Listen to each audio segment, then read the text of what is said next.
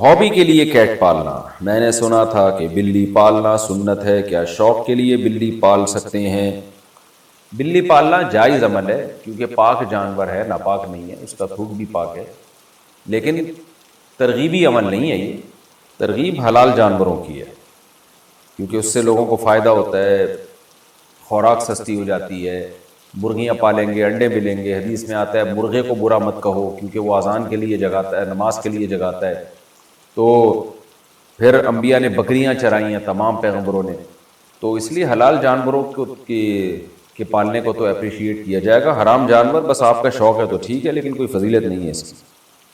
کیا بلی کا جھوٹا کھا پی سکتے ہیں؟ بلی پالنا کیسا ہے؟ کیا بلی کا جھوٹا حلال ہے؟ اگر بلی نے گوشت یا دودھ میں منہ مار دیا تو اس کے استعمال کا کیا حکم ہے؟ موسیٰ جان ریاض سے حدیث میں آتا ہے نبی صلی اللہ علیہ وسلم نے بلی کا جھوٹے کو پاک قرار دیا ہے اور اس کی وجہ یہ بیان کی فَإِنَّهَا مِنَ الطَّوَّافِينَ عَلَيْكُمْ، یہ تم پر بار بار چکر لگاتی ہے، یعنی گھریلو جانور ہے، اس سے بچنا بہت ممکن ہے۔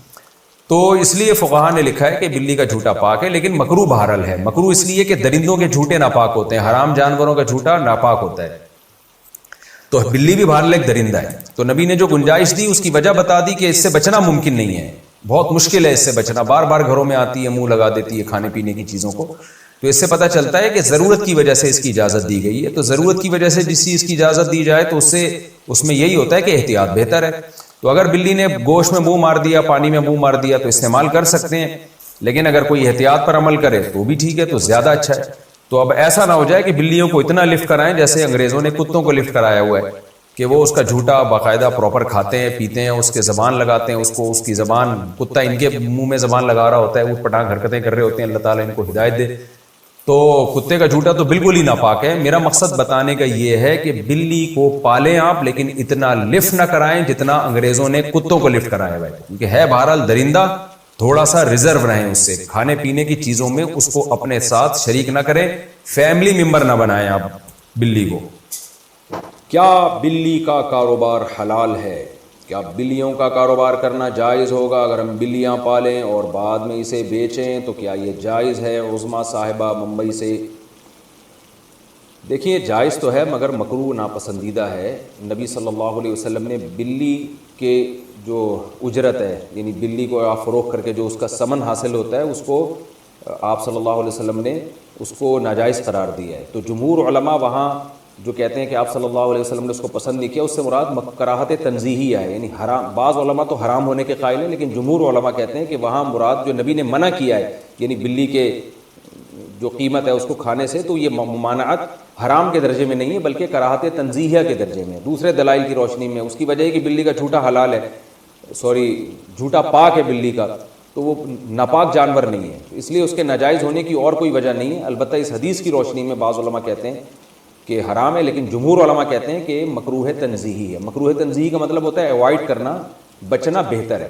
تو مشورہ میرا یہ ہے کہ اگر آپ نے کوئی بلی بیچ دی ہے تو اس کی قیمت اگر آ گئی ہے تو ٹھیک ہے، لیکن آئندہ بہتر یہ کہ اس کو کاروبار آپ نہ بنائیں۔ حرام میں نہیں کہہ رہا، قول میں وہی کر رہا ہوں جو جمہور کا قول ہے کہ حرام نہیں ہے، مکروہ تنزیہی ہے، لیکن بہتر یہی ہے کہ آپ اس سے اجتناب کریں۔ حلال جانوروں کا کاروبار کیا کریں، اس میں برکت ہوتی ہے، اس میں لوگوں کو فائدہ ہوتا ہے۔ بلیاں اگر معاشرے میں پھیلیں گی تو اس سے پبلک کو کیا فائدہ ہے؟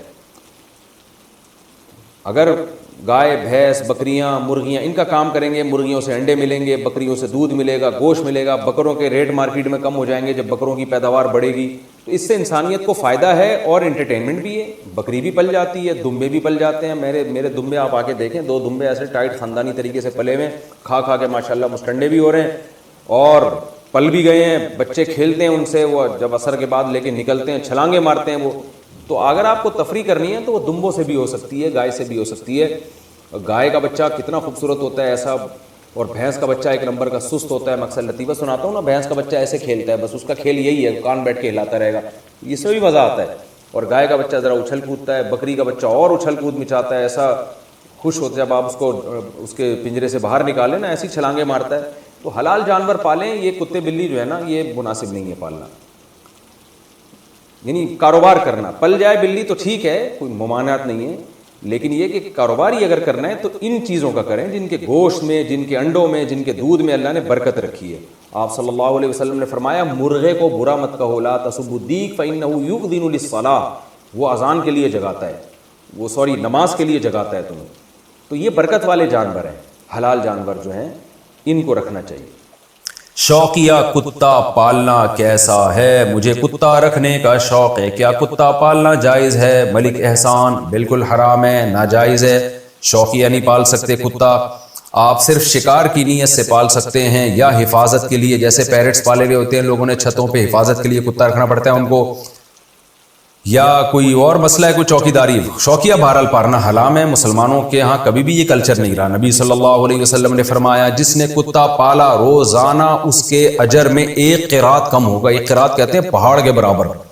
جتنی نیکیاں ہیں نا آپ کے، وہ کتا پالنا آپ کی نیکیوں کو کھاتا رہے گا. جو آپ نے صدقہ خیرات نمازیں پڑھی ہیں وہ ساری مائنس ہوتی رہیں گی ڈیلی بیسس کی بیس پہ. اس لیے کتا کبھی نہ پالیں. اور حرام جانور پالنے کی بھی شریعت میں ترغیب نہیں ہے. حلال جانور پالیں آپ. حرام میں بلی پالنا یہ جائز ہے لیکن ترغیبی عمل نہیں ہے.